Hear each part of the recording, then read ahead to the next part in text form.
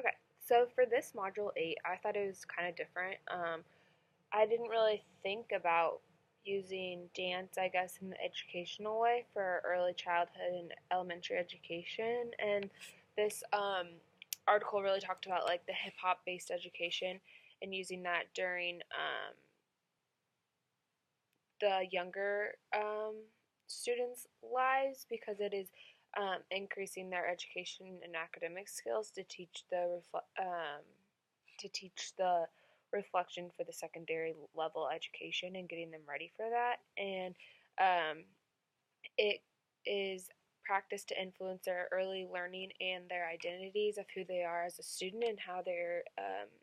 socially cultural in the learning environments. And um, it talks about like the education of the elementary schools and the community that they are involved with. And it was cool to kind of read about the landmark case of the Brown versus Board of Education and how that was brought up in the Black and Brown students' um, curriculum and the cultural specifics that they had to go through, and then the challenged educational things that they actually went through as Black children. And one of the other cool things I thought was hip hop is a low cultural thing, and it is able to just let children explore who they are in this kind of way, and the cultural is way different than a regular education, or not regular, a regular classroom, and how that is being taught, and is changing the method um, for how classrooms are, and how teachers can begin to understand that hip hop not only to their children's cultural, but also learning their identities of who they are, and the equal importance of children to see the cultural differences in who they are and recognize those. And hip hop is just being able to teaching and practicing and question the cooperation, take over the sounds, and imagine the rap music and imagine those movements that they're doing as an educator, and the workshops that they have to go through for teachers is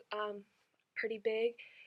But the hip hop classrooms are prior to the workshops, and the desire to acknowledge and know the historical and social development of what they're actually getting themselves into, and how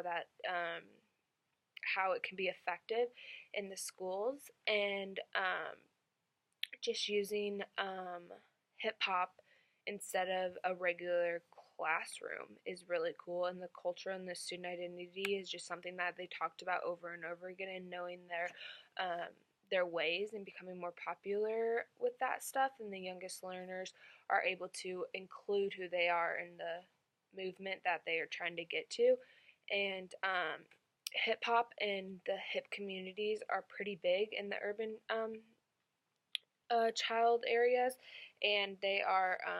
communities that are practiced and influenced in the identities by the way that the theories of the social cultural learning is being developed. And the goal is just to know and practice that hip hop way, I guess. The first wave of the generation of the hip hop was between 1965 and 1984.